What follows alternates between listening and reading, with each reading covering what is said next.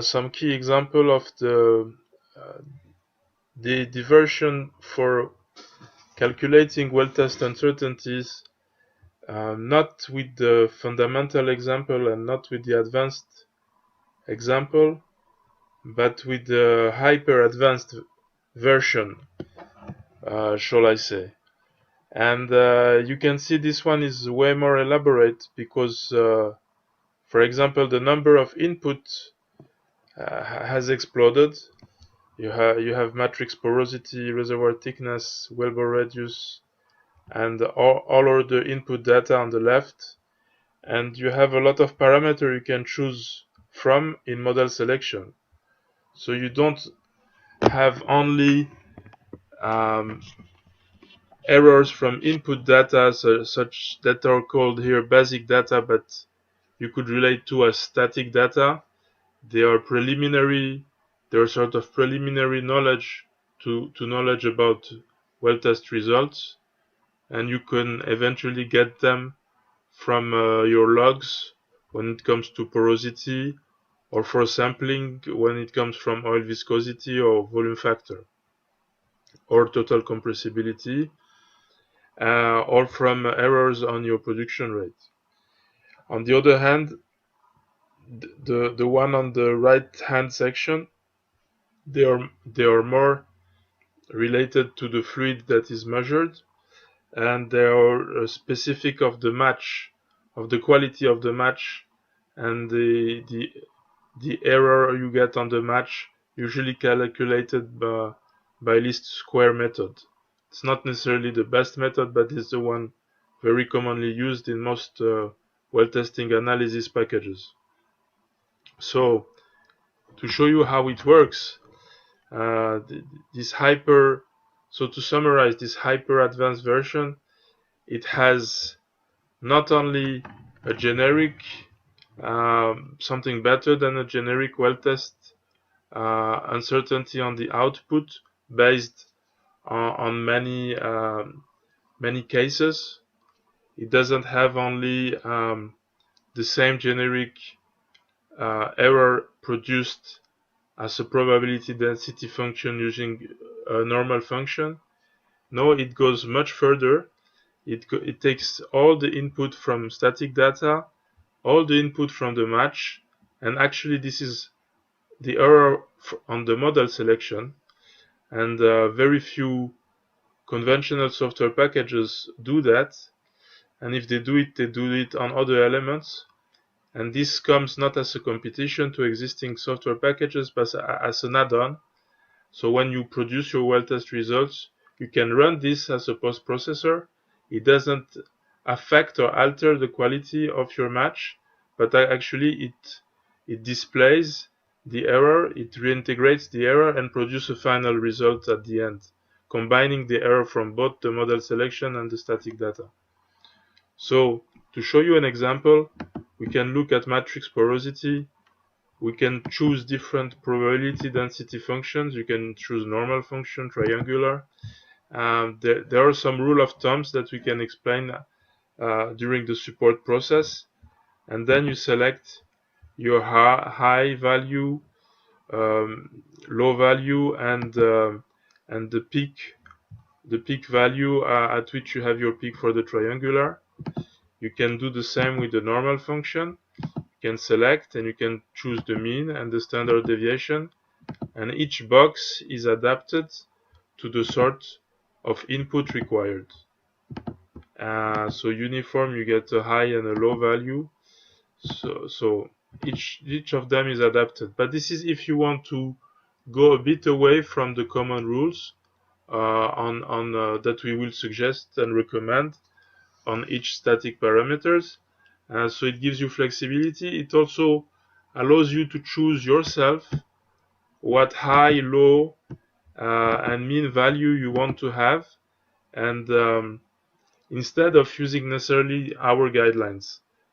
Although we recommend usually strongly our guidelines, there are always exceptions or cases where you know better or have a more refined definition for any strong reason.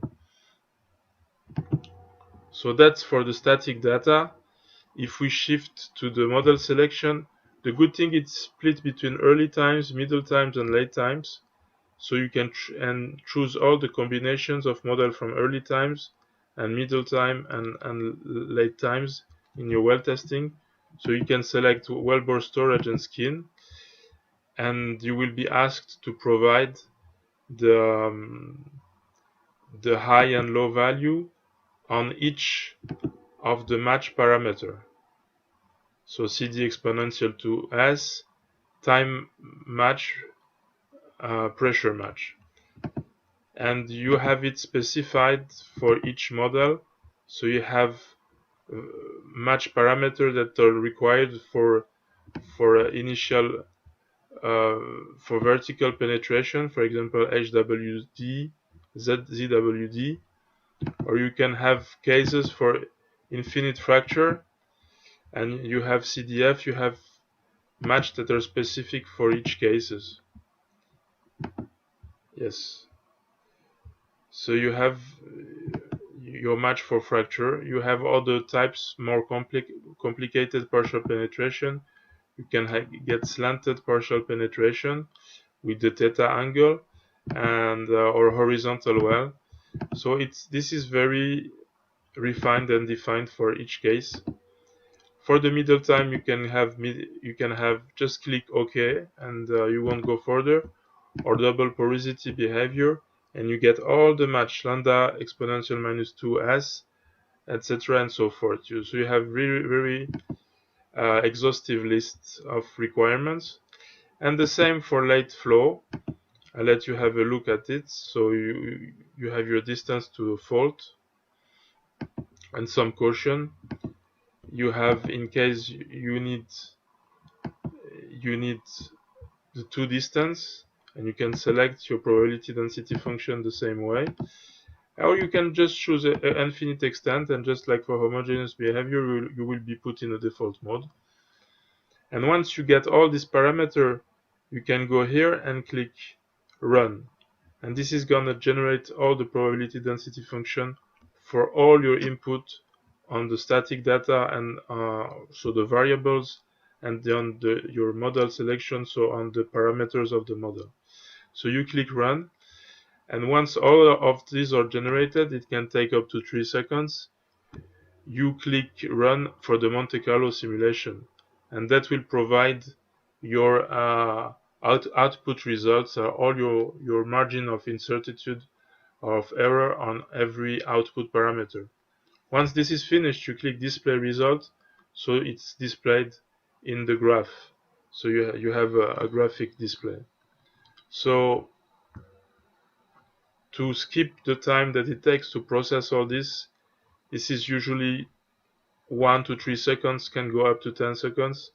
Monte Carlo simulation is also takes some seconds, but it can be shorter because it's really the generating the trials that takes a lot of time. So to skip this, we can go directly to the result. And in fact here, it's not only the result, but we put in a spreadsheet the correlation using Spearman rank, so to show how the output result is correlated with different static data.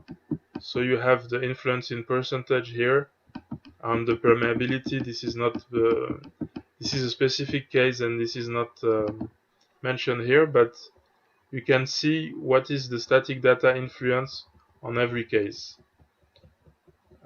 Just a reminder, if your model selection if you don't want to put an uncertainty in it because you consider that your match is quasi-perfect, you can put a single value as well.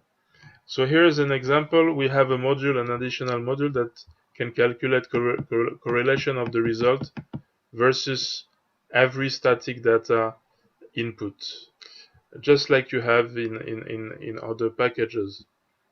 Now we can go to early time, and you get all the percentiles on your result.